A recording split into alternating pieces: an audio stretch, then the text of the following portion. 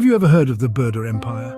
A long, long time ago, it was an empire known for its wealth and brutality, a realm so opulent that its gold reserves would dwarf any modern-day treasure, and a dominion so vast that it stretched far beyond the horizons. The Burdur Empire was a force to be reckoned with, a juggernaut of power and wealth that knew no bounds. Its coffers were filled to the brim with the riches of the lands they conquered, and their palaces, oh, they were a sight to behold, teeming with the finest silks, the most exquisite jewels, and the most luxurious of all worldly pleasures. Their brutality, however, was equally legendary. The Burdurs were not just conquerors, they were enslavers. They ruled with an iron fist, crushing any sign of rebellion under their golden boot. Their methods were harsh, their justice swift. They enslaved entire nations, bending them to their will with a blend of fear and awe. The surrounding countries trembled at the mention of their name, for they knew the power that the Burdurs wielded. The Burdurs were, in every sense, the rulers of their time. Their influence extended far beyond their borders, their dominance undisputed. They were the sun around which the lesser kingdoms revolved, their light too blinding for any to challenge, yet they were not invincible. As with every empire, the Burdurs had their share of enemies, those who waited in the shadows, biding their time, waiting for the perfect moment to strike. And as the Burdurs revelled in their power, they failed to see the storm brewing in the distance. The Burdur Empire was a symbol of power and brutality, a testament to the heights that humanity can reach when driven by ambition and greed. It was an empire that commanded fear and respect, an empire that left an indelible mark on the annals of history. But as with all empires, time began to reveal the cracks in the Burdur Empire's invincibility. The Burdur Empire, once mighty and feared, began to experience something they never had before: famine. Theories swirled around the sudden onset of this famine. Some whispered of revenge from the oppressed nations, their animosity finally manifesting as a curse on the land. These whispers spoke of ancient rituals and clandestine pacts, a collective act of vengeance that aimed to cripple the empire from within.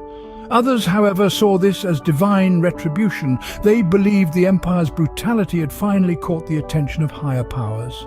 The gods, they said, were expressing their displeasure, punishing the empire for its unending thirst for power and its disregard for the sanctity of life.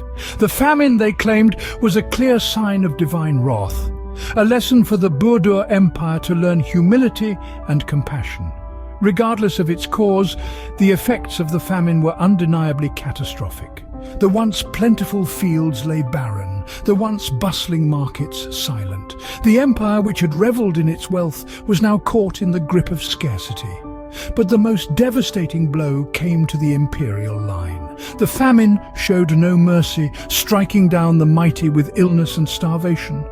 The once robust and fearsome rulers became frail and weak, their strength sapped by hunger and disease.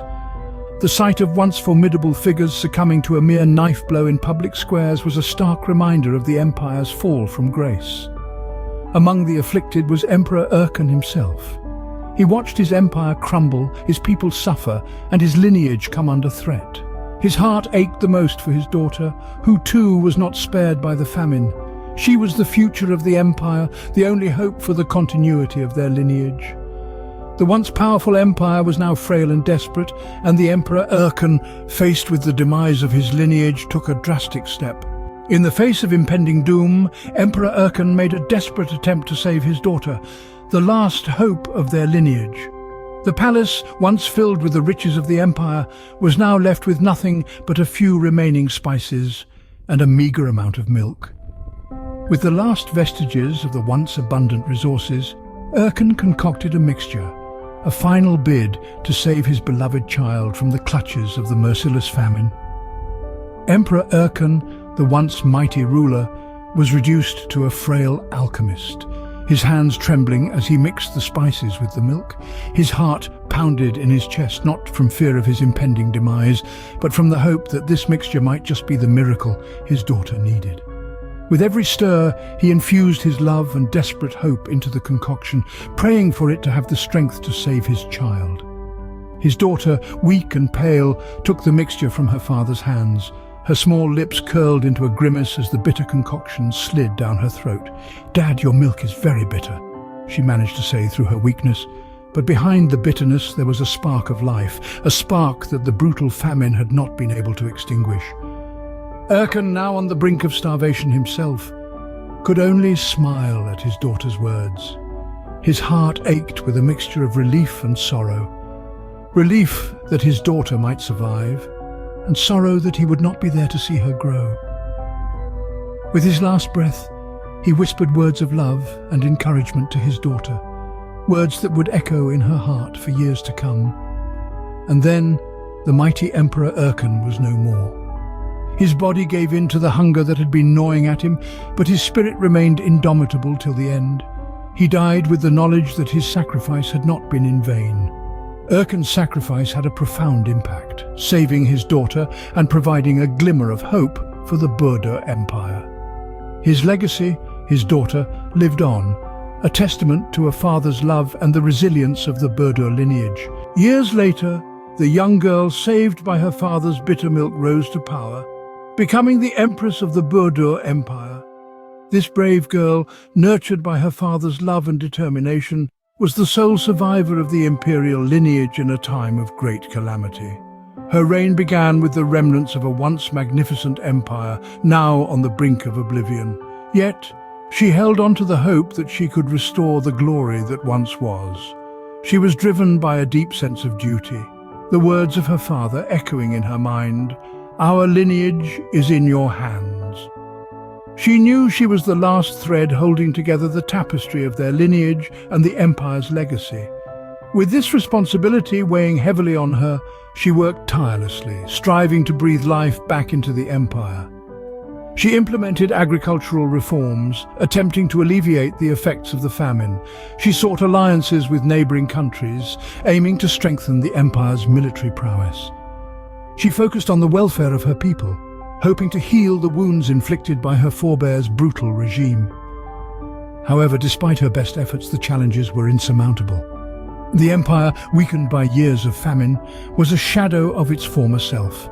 Its military might had dwindled, its treasury was drained, and its people were demoralized. The neighboring countries, once enslaved by the Burdur Empire, seized the opportunity to retaliate. War broke out. The Burdur Empire, under the leadership of the young empress, fought valiantly. But their efforts were in vain. They were defeated, their once mighty empire reduced to an ordinary province. The reign of the empress, filled with hope and determination, ended in defeat. And so, the legendary Burdur Empire came to an end. The young empress, who was once the empire's last hope, became the last of her lineage to rule. The echoes of their past glory now just whispers in the wind, a haunting reminder of a time when they ruled with an iron fist and a testament to their rise and fall. The story of the Burdur Empire, from its height of power to its fall, is a tale of pride, desperation, hope, and defeat. This empire was once a titan, a symbol of wealth and authority, yet its legacy is steeped in both grandeur and brutality.